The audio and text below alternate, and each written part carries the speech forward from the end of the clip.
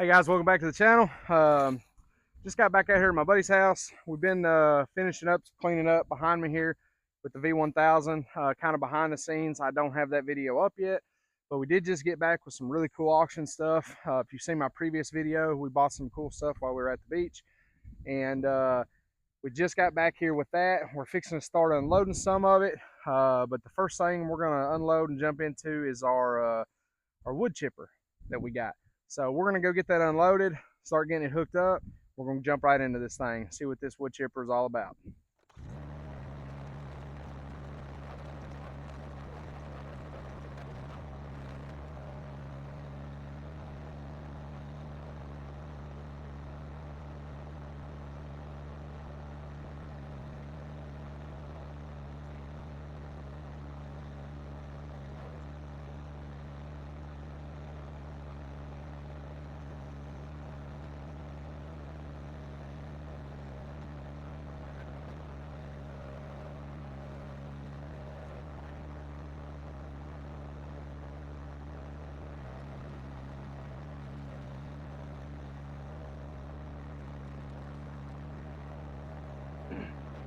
All right, we're about to hook this bad boy up.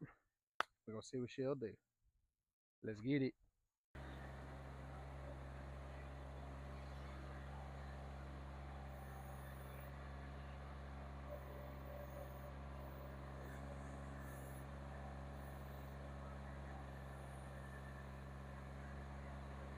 Oh, I missed.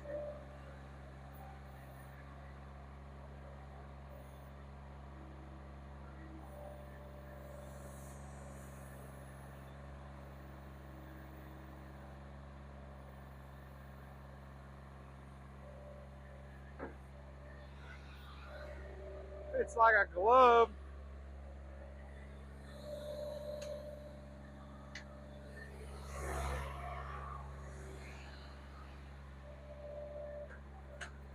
Got our pins locked.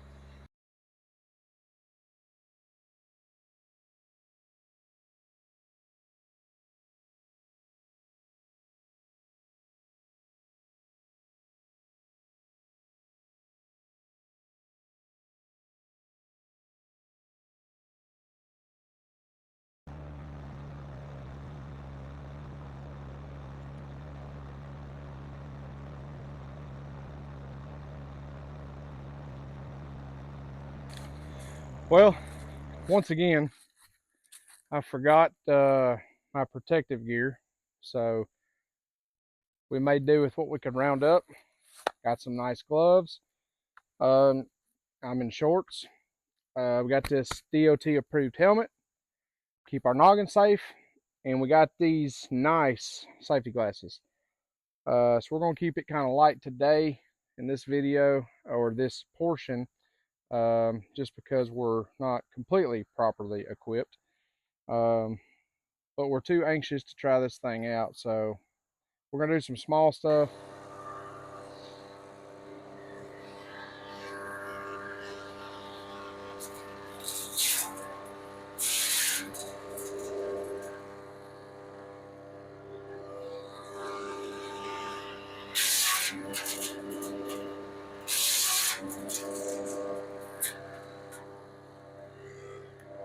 A little bigger.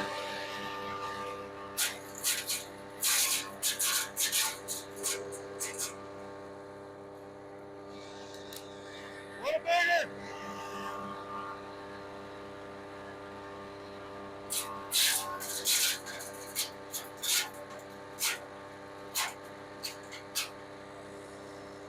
Spit that one back out. I'm gonna turn up the RPM.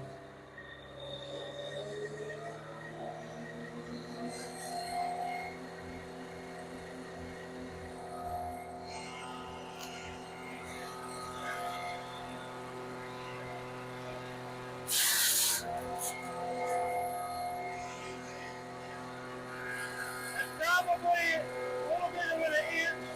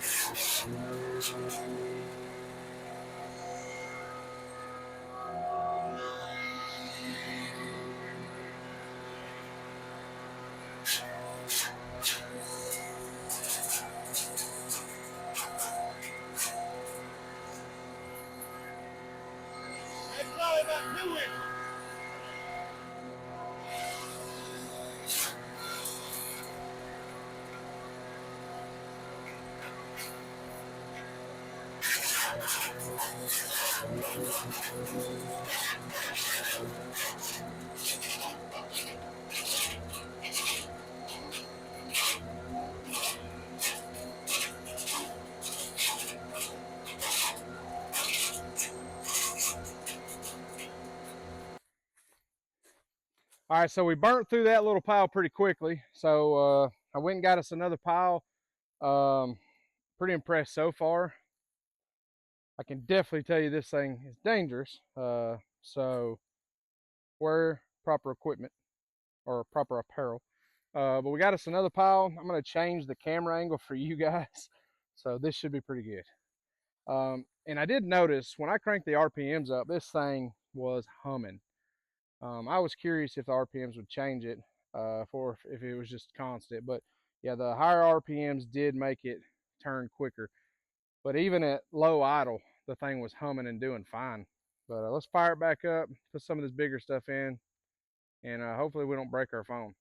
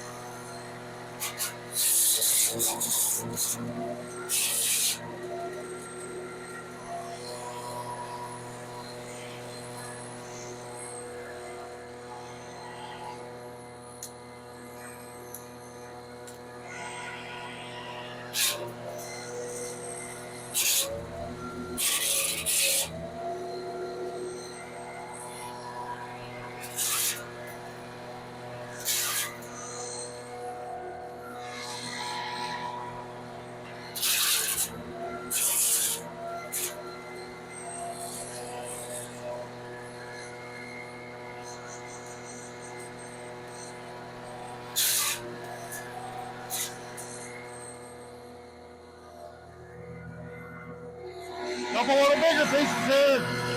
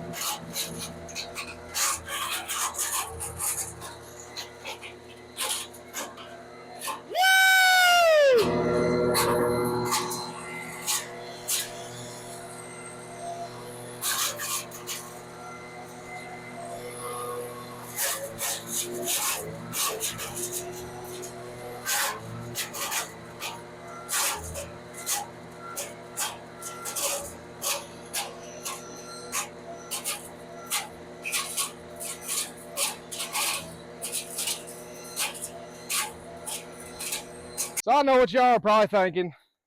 Oh, that stuff's dead. And it was. We wanted to try it. Something that wasn't going to be as hard on it first, just see how it would do. But now that we've seen it do that, we went and grabbed some stuff. It's only been cut down a couple weeks, so it's still pretty hard and green. So we're going to chop a little up right here, and then we're going to feed it to it.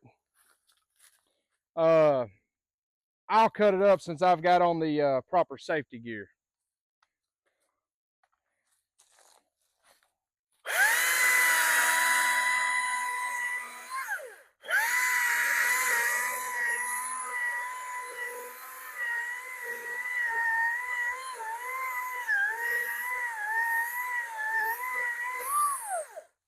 That's a bad dude.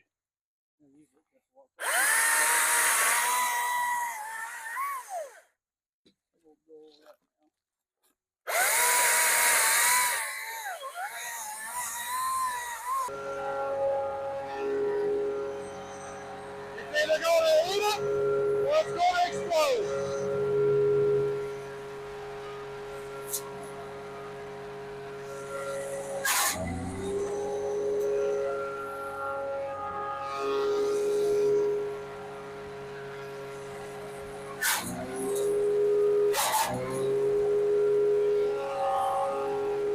Definitely a lot harder, but it's cutting it.